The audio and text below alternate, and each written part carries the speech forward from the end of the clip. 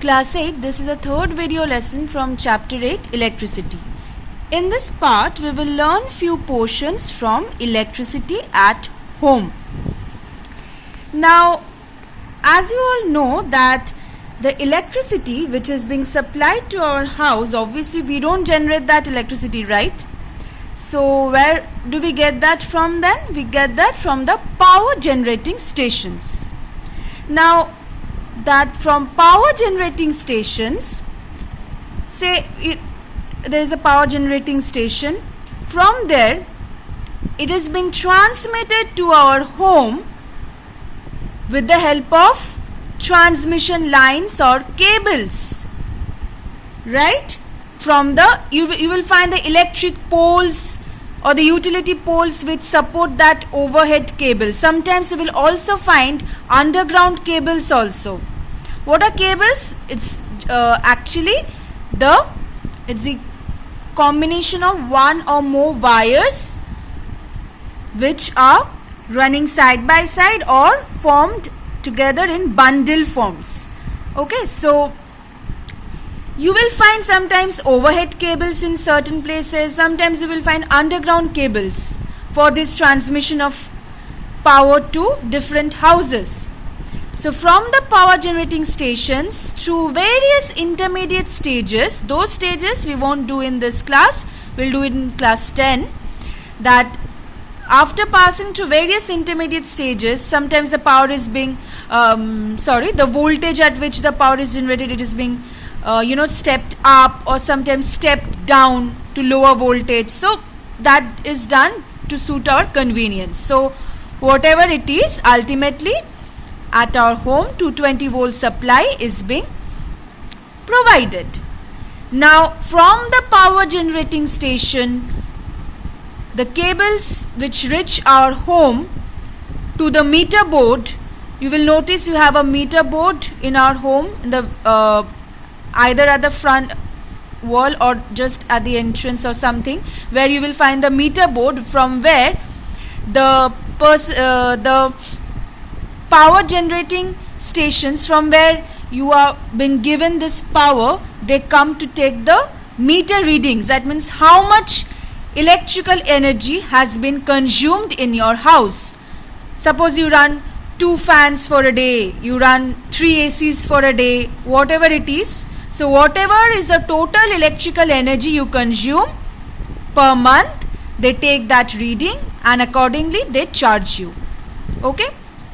So you have that meter board installed to the main switch of your house.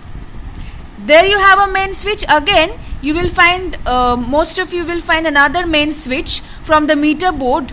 The connections run to a distribution board also. There also you will find a main switch from where you can actually operate the connections for different rooms. Okay, from the distribution board, connections have been made to different rooms to supply power to different electrical appliances. From there also, if you just switch it off, the main switch, all the rooms will be, then the electric power will be cut out then from all the rooms. Okay, so that means some conducting wire is needed to carry the current from the power generating station to our home, then from the main switch or the meter board of our house to the different rooms, to different electrical appliances, isn't it? So that wire which carries the current is known as the live wire, denoted by capital L, live wire. Now current is going, but we need a return path for the current also. We need a return path for the current, otherwise current cannot flow without any closed loop. Can current flow just, if suppose this is a cell, this is a bulb, can current just flow like this? No. We have to form a closed loop for the current to flow. That means current is being drawn from the supply to the appliances, then back from the appliances it will return to the source. That return path for the current is provided by the neutral wire, capital N. And you will notice another wire is there known as the earth wire. What is that? It is directly not present in the electric circuit, but it is actually used as the safety wire. What is the meaning of safety wire? The different appliances which we use, such as electric irons, kettles, refrigerators, television sets, which we actually directly handle, the things which we actually physically handle, all those devices, the metallic case of those devices need to be provided an earth connection. That means they need a connection with the earth. So what is responsible for that connection? The earth wire. Earth wire is such a wire which does this connection of these metal bodies of the various devices with the earth. So how is it done? You will find that one end of the wire is connected to the body of the appliance, the metallic body of the appliance, and the other end is joined to the main earth wire via the main switch. So they are connected to the main switch. As a result, they are connected to the main earth wire, because see, the main earth wire, which is actually running from the source which is generating power, finally it's coming to our house. So main earth wire, right? So the main earth wire, it's connected to the meter board also. So to this we actually connect the earth wire of the metallic body of the different appliances which we physically handle, like electric kettles, refrigerators, whatever. Now why is it done so? Because sometimes, what happens, by any chance, if the appliance is faulty, or if due to some other reason the live wire comes in direct contact with the appliance, what happens? Actually the live wire is connected to the appliances through some insulating plug. What is insulating plug? The plug which is actually provided in insulating cover, non-conducting cover, so that the live wire does not come in direct contact with the metallic body of the appliance. But by any chance, if this insulation breaks, then the live wire will come in direct contact with the metallic body of the appliance. Suppose this is the metallic body of a refrigerator. This is the element, the element inside the refrigerator. Each element has its own resistance. So I have marked it with a resistor symbol. So then the live wire is carrying the current to the appliance. This is the path for the neutral wire. Fine. But this metallic body, this is connected with the earth wire. Okay, the metallic body, this is connected with the earth wire. The appliance, it is coated with it has a metallic body which is generally painted. You will find all the appliances painted. The paint also gives an insulation to these appliances. Why is this insulation needed? Insulation means a covering which will not allow any leakage of current from this. So that's why if this insulation is removed by any chance, if the live wire, or suppose a paint has been removed, the live wire comes in direct contact with the appliance, then there will be, from the live wire, there will be leakage of current. Now in that condition, suppose if you touch the appliance, then what will happen? You will get a shock.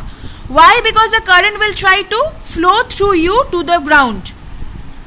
In order to prevent that, we provide an earth connection, so that already whenever this leakage current is happening, that current can straight away flow through this earth wire to the ground. And so that if we touch it, then we won't get any shock. That's why earth wire plays an important role in electrical connections. It's known as a safety wire. Now the different wires, they are given different color codings. Why? Because we need to identify the different wires properly. We need to know that this is a live wire, this is the neutral wire, this is the earth wire for making the electrical connections. Otherwise, electrical hazards may occur if we don't actually connect the wires properly where it should be connected, right? Now these are the new color conventions for the live, neutral and earth wire. So they are basically the conducting wires which are covered by, suppose you have a wire and the wire is, it's coated with a insulating painted layer. It's generally made of plastic, something like that. Why insulated? So that the wire will, inside it will remain intact. It's if we just keep it exposed, lot of accidents may happen, and even actually what can happen if it will lose its conducting property gradually. And also we don't want the wires to lose its property by rough handling also. So basically the wires are coated with an insulated painted layer made of plastic or something like that. So we have different color codings for the wires, okay? Live, neutral and earth wire. Now, what another safety device which you have to learn for this class is electric fuse. What is that? You will notice the electric fuse in your home also. They are connected before the electrical appliances in an electric circuit. Why are they connected? That is because suppose sometimes the current which is suppose an appliance, it can withstand a current of say 5 ampere, but somehow current more than the safety limit of the current passes, okay? Or say a short circuit occurs. Short circuit, that means if suppose somehow the live and neutral wires, they come in direct contact with each other, then a huge amount of current flows through that wire in a short period of time, resulting in a huge amount of heat produced, and as a result the electrical appliances may get damaged. So when this happens, we need to protect the devices. For that, fuse is used. Fuse is a safety device. How does it protect?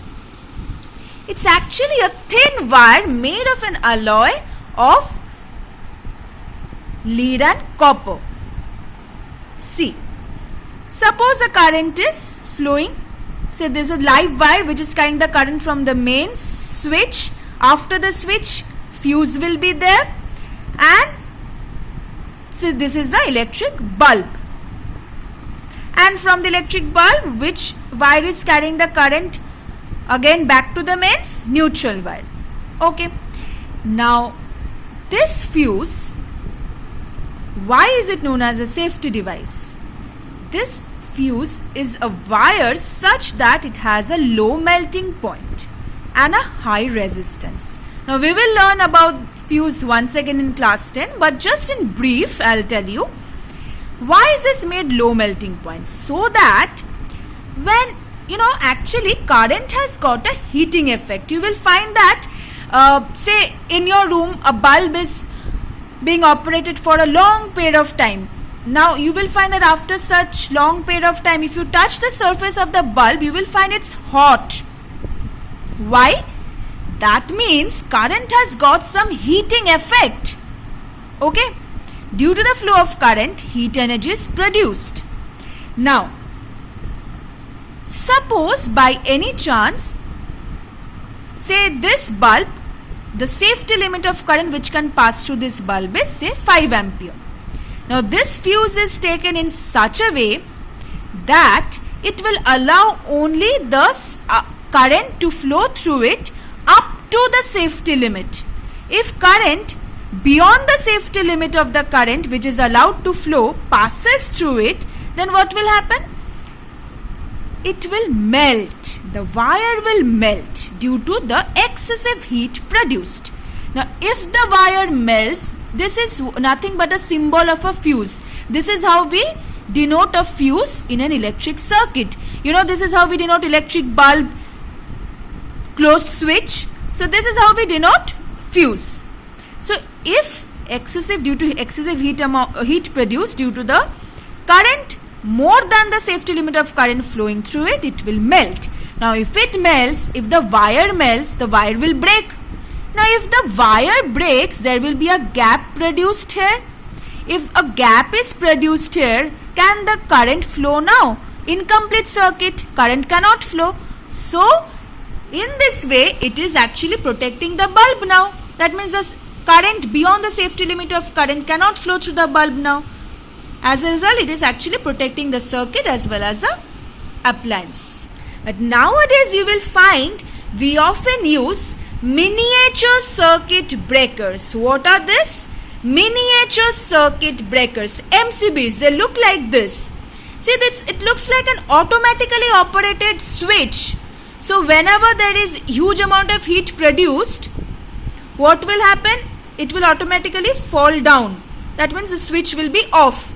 Circuit will break. Incomplete circuit, current cannot flow. As a result, the appliance will be saved. What is the benefit of using this rather than using a fuse? Because, fuse is a wire. Now, once a fuse gets damaged, that means, suppose the fuse has been used up in protecting the device, and suppose the fuse has been melted and the wire has been broken down. Now, can I use the same wire again? It has already broken. The wire has melted down. So, how can I use it again? I have to again connect a separate fuse. So, for that, for saving money, saving time, and also this miniature circuit breakers not only save the money and also used as a result of convenience, but also its response time is quicker than a fuse. It even responds faster than a fuse. So, we often nowadays use the miniature circuit breakers, MCBs. So, whenever there is such a thing, it works just like a fuse, just that switch, it's just like an automatically operated switch. It will be switched off. Suppose now, when it has already saved the appliances, everything. Now what will we do? We will just manually switch it on, and again things will start working, and again current will start flowing. So from this chapter, you will study static electricity and atomic structure, this portion. This is actually just a revision work to you. Already you have done this. Activities not needed, of course. You can just learn for your own interest. Then this portion, please mark them in your book. Again, I am saying activities, go through them. But for your exam, it's not coming. Okay. So just mark the things which are important for your exams. Then conservation of charges, this topic.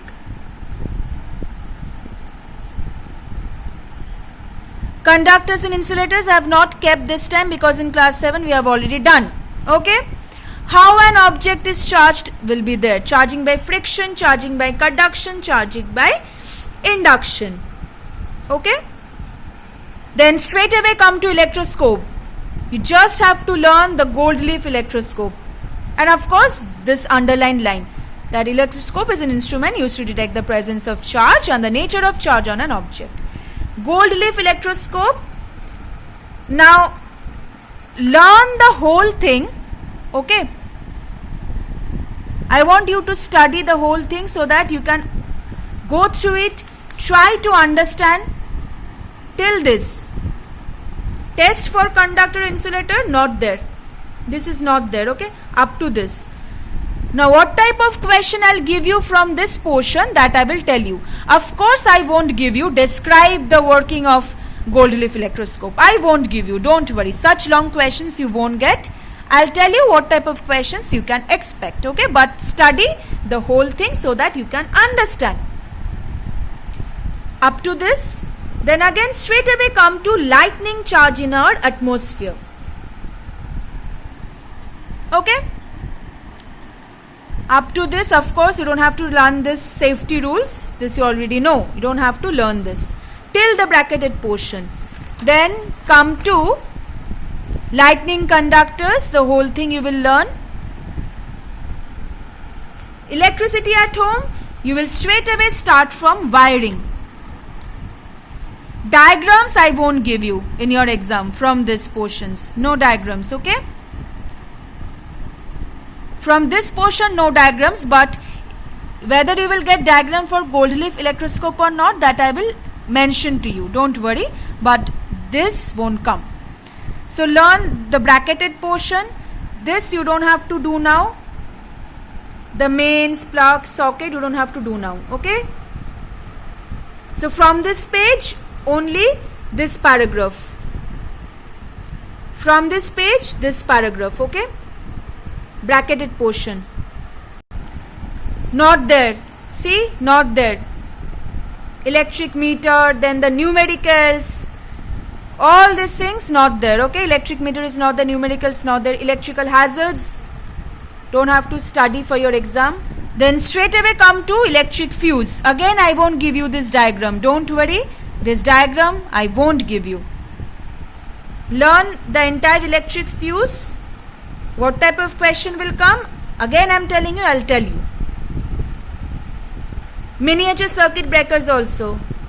No diagram, but learn the thing. Bracketed portion, okay? See the entire thing. Miniature circuit breaker, learn the entire thing. Earth wire also. Bracketed portion entire. Battery we have already done in class 7, so we won't do. Dangers of electricity also we won't do. Precautions with electricity also I won't give you in exams. You don't have to study.